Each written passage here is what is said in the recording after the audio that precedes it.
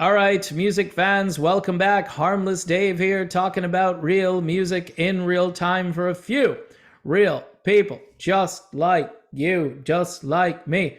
All right, before we get rocking and rolling with this particular video about Neal, Schon, and all the trolls and bots that are attacking Neal, Schon uh, in these social media groups. Anyway, here's a group. Perfect View, not Perfect Plan. Okay, Perfect View. They're different. These are Italians, right? They're not from Sweden. They're from the beautiful country of Italy, where some of my ancestors are from. And this is their first album. This is called Red Moon Rising.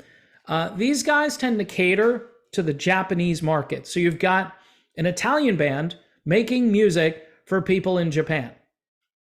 You know why this makes sense? Because nobody in America cares about this. That's not their only album. They have a total of, I think, 3 albums that are out there, and a 4th one is coming. This is their album Timeless from a couple of years ago. I'm missing one in the catalog, and I've ordered it. That's how much I like this band. Toto, Journey, Steelheart, and there's a progressive thing going on in there, like Saga, maybe. But these guys are really good. The singer might be a little bit too strong because he can hit just about any note, and it's incredible. It's absolutely incredible, amazing. If Journey needed another singer, which, I'm not going to say anything there. But anyway, Perfect View. This one is Red Moon Rising. This is their first album, came out on a record label that is now defunct, called Avenue of Allies, and pretty much everything that label released was really good. Just didn't go anywhere because, again, this is like 2014 or something, and nobody cared. And nobody kind of cares now, but their new single is out. It's called Compassion. Check it out. Perfect View, Compassion. Go listen to it.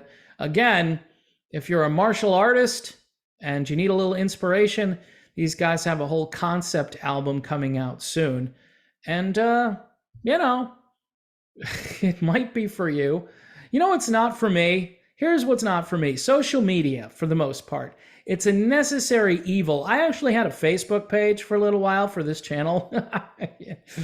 Oh, that didn't go well. And I had admins, too. I had administrators. And it just, I don't want to go back in time because that was a really just ridiculous event in my life, and I'm just trying to forget about it. And I think maybe Neal Schon wants to forget about some of the stuff that's happening to him. But there are these journey groups, and apparently people who do what I do. They might have a video channel. They might have some kind of a page, like a Facebook page. You could have a Facebook page. Remember in the old days where getting a Facebook page was like a click here, a click there, and you had a Facebook page?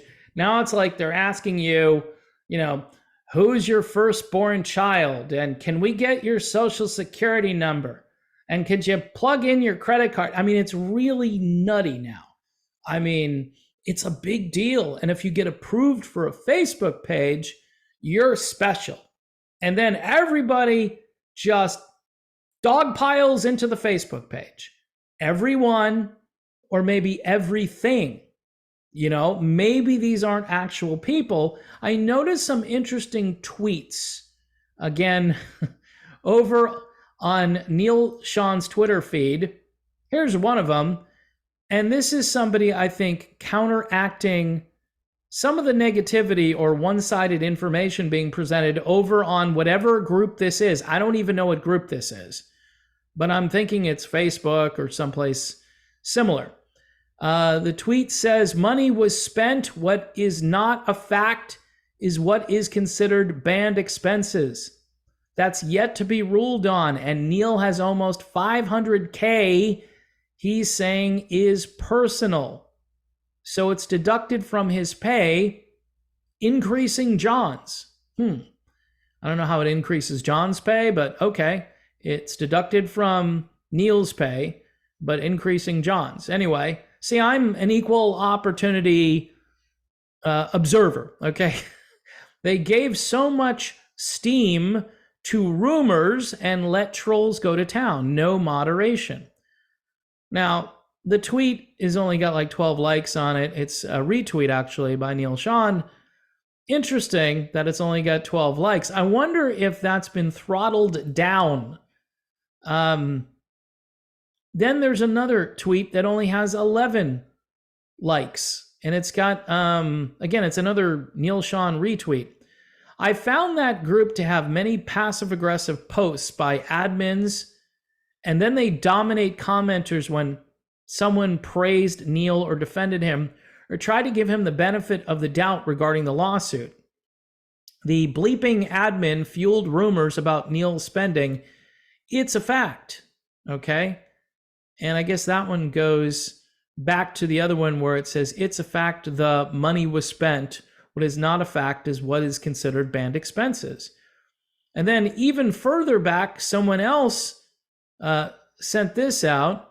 I am too idealistic in expecting that an admin of a band's fan group shouldn't say negative stuff about the band members.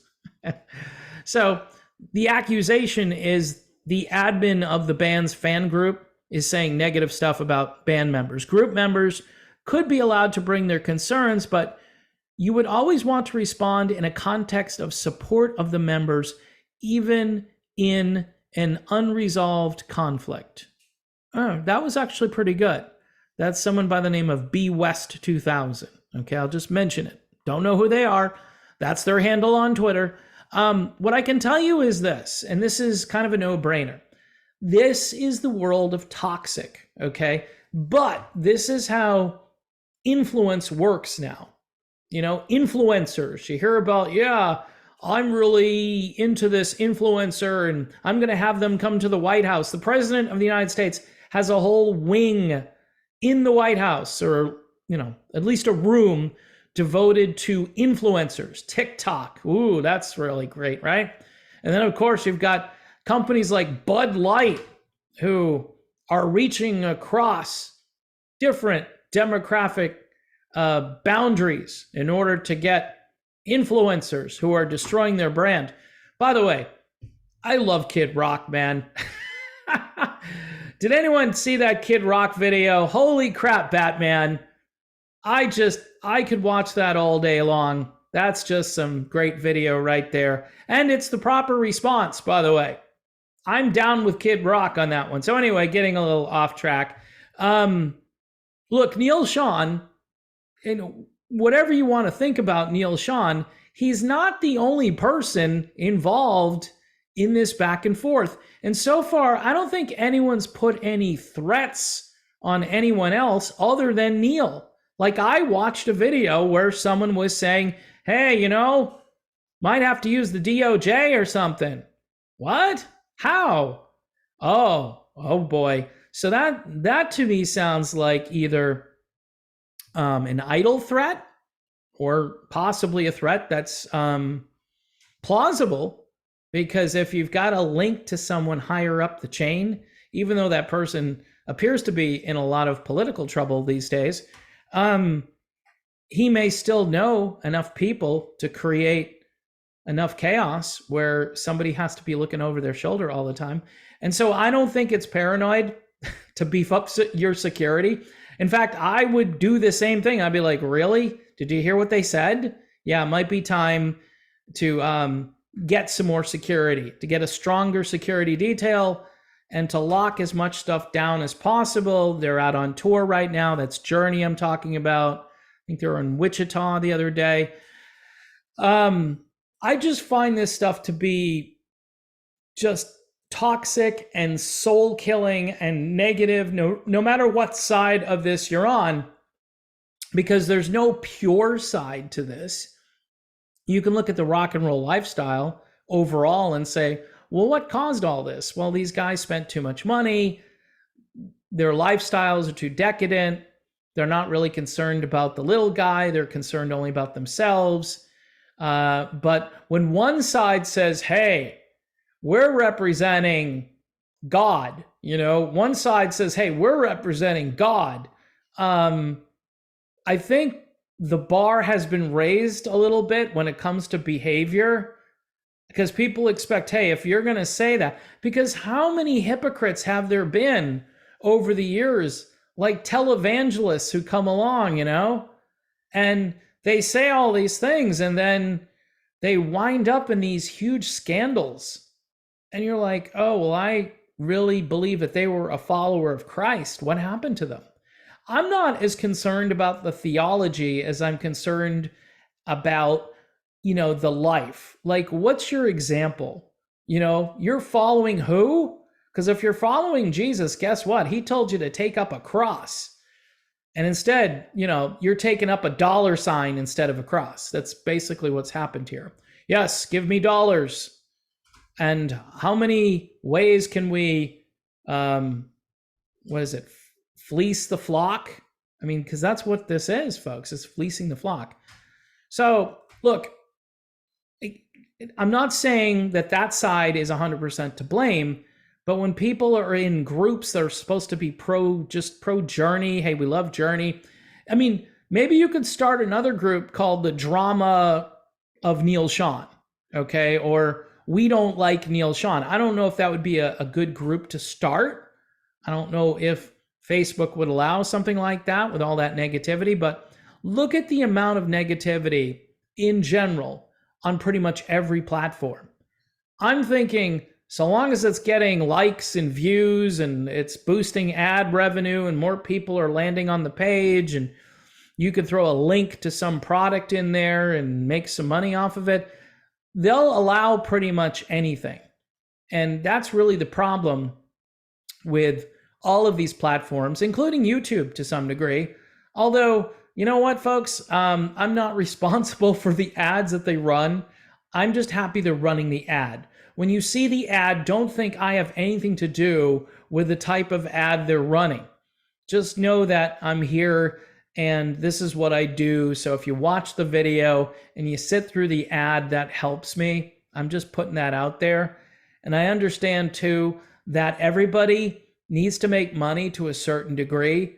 But when it comes to, the negativity inside one of these groups, advertise differently. In other words, make it so the group is honest. Don't say, hey, we're a pro Journey group, except we don't like Neal Schon, or whoever else in the band. Hey, we're a pro Journey group and we don't like Arnel Pineda, something like that.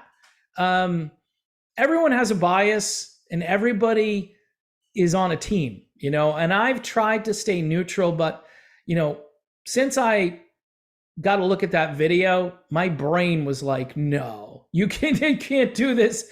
This is too far. It's a bridge too far what you did there. I didn't like some of the stuff that was being said about Arnel, especially on Twitter. I thought that was just bizarre. But then, when that video came out, I was pro Neal. And that's it. I'm pro Neal because of that. I'm not saying Neal is a saint. I'm not saying Neal didn't spend too much money. I'm not saying that Neal isn't maybe too paranoid. But after seeing that video, I'm going, this dude, all of his paranoia just became justified. All of it. People say he's too paranoid. Like Rolling Stone or whoever did this huge article about how Neal did this and Neal did that. Neal went off the cliff and he went too far and his wife got roughed up, but it didn't really happen. And oh, really? It may have happened. It may have happened just because, they even admitted that some of the footage was missing from the security camera. And they go, yeah, it's inconclusive because somebody, they did some creative editing.